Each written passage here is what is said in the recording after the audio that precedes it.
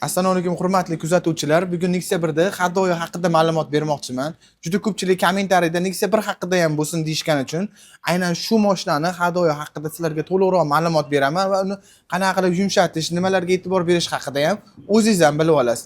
Videoni ko'rishdan oldin bizning profilga obuna bo'lib, aynan shu videoga bitta like bosib qo'ysangiz, shuncha mehnatimizni qadrlagan bo'lasiz.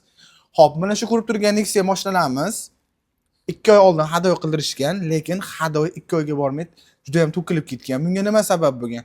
Buni Hadoyoga Xitoy zapchastlaridan ko'p foydalanilgan. Shuni hisobiga Xitoy zapchasi bilamiz, juda ko'p xizmat qilmaydi. Shuni hisobiga mashina to'kilib ketib qolgan. Hozir bu mashinani chochib, Hadoyolarni boshqatdan qilib yig'ib beramiz va albatta yumshoq bo'ladi. Bizda Hadoyimizga garantiya va xizmatlarga bexijolat garantiya beriladi. Shuning uchun bemalol ishonib bizning servisga kelishingiz mumkin. Bu mashinada eng ko'p bo'layap turgan muammo rulni burib razgam olganlarida yoki kelib tormoz bosganlarida oldi qismidan qirsillagan ovoz chiqib qolgan. Aynan bu muammo bitta bu mashinada emas, juda ko'p Nexialarda bo'lib turadi.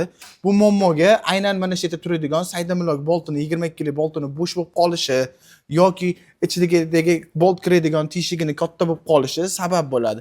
Aynan shu teshiklarni tekshirtirib, aynan shu boltlarni tekshirtirsangiz, sizlarda bo'layap turgan muammolar, ya'ni qirsillash, tiriqlash, razgam olganingizda yoki tekis yo'lda 100 tezlikka chiqqanda mashinani rol emas, mashinani o'zi ellipsga kirishi shular sabab bo'ladi.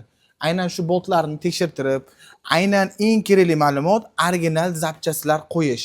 Original zapchaslar qo'yilganda mashina sizga ham yoqadi, aynan ustani ishi ham oson bo'ladi va ishi sifatli, mashinangiz ham sifatli bo'lib yuradi. Arqa yurish qismida har xil daqillagan ovoz chiqishi yoki tiriqlagan ovoz chiqishi 3 ta detaldan bo'ladi. Ya'ni prujina, amorzator va cho'loq vtulka. Juda ko'pchilik original jem amorzator ham qo'ydim, baribir orqasidan tiriqlagan ovoz yo'qolmayapti deydi. Bunga prujina ham sabab bo'ladi. Aynan mana bunaqangi qalin rezinkalar qo'yib qo'yilishi, shular prujinani ishlash xotini yo'qotib, sizga daqillagan ovozlar beradi. Keyingi o'rinda cho'loq vtulkasi. Cho'loq vtulkani ham xuddi o'shanday tekshirib, albatta yechib baqa olib tekshirganingizda cho'loq vtulka uzilgan bo'lsa, albatta uni ham qo'yishni maslahat beraman. O'zi arzimagan oddiy vtulka bo'ladi, lekin xizmati juda ham ko'p. Buni mashinani yumshoqligiga, arqa yurish qismini pavorotlarda tashlamasligini oldini olib beradi. Oldi qismlari 2 oyda ichida juda ham yamaga qattiq tushadigan bo'lib qolgan. Ya'ni bu nima degani? Oldi chashkalari ko'tarilib, mana rezinkalar baland bo'lib qolgan. Bu yerda original zapchas qo'yilganda agar shunaqa muammo bo'lmasdi. Men bu gapim bilan yo magazinchini yo ustani ayblamoqchi emasman, chunki juda ko'pchilik bizga murojaat qilishadi. Aynan original zapchas pulini aytganimizda hozircha menga Xitoy ham bo'laveradi, Xitoyda yurib turaveraman deyshadi. Lekin 2 oy o'tmasdan Xitoy zapchaslar xuddi shunaqa muammo ko'rsatadi. Bizni Instagram, Facebook, TikTok va Telegram kanallarimiz bor. Erta ham xuddi shunaqa ma'lumotlar qo'yib, aniqroq, to'liqroq videolar qo'yamiz. Albatta buni kuzatuvchilarimiz bilishadi.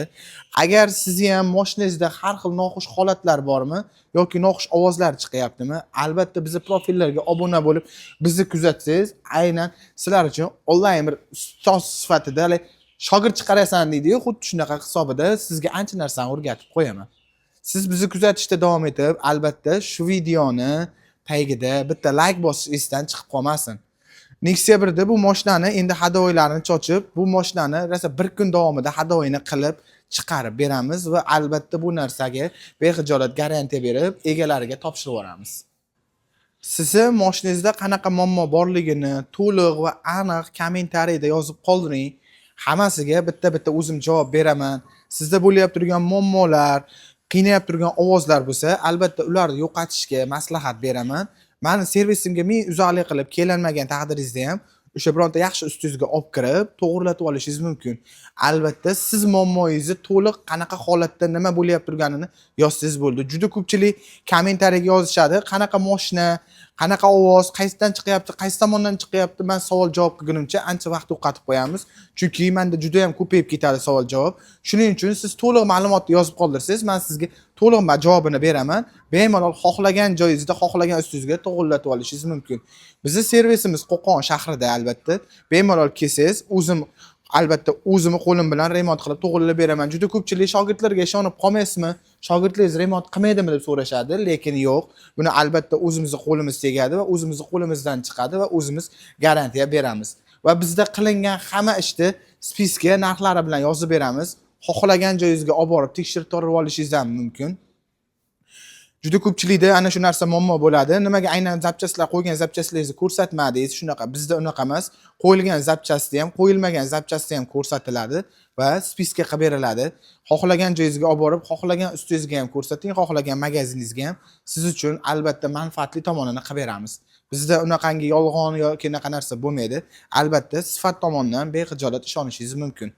Siz albatta bu kommentariyda o'z fikringizni yozib qoldiring va sizga nima muammolar bo'layapti turganini va bitta Nexia 1 emas, qanaqa mashina bo'lishidan qat'iy nazar nima muammo bo'layapti turganini yozib qoldirsangiz, sizga qo'ldan kelgancha yordam berishga harakat qilamiz. Video manfaatli bo'lgan bo'lsa, albatta o'sha aytgan gapim, videoga bitta like bosib qo'ying.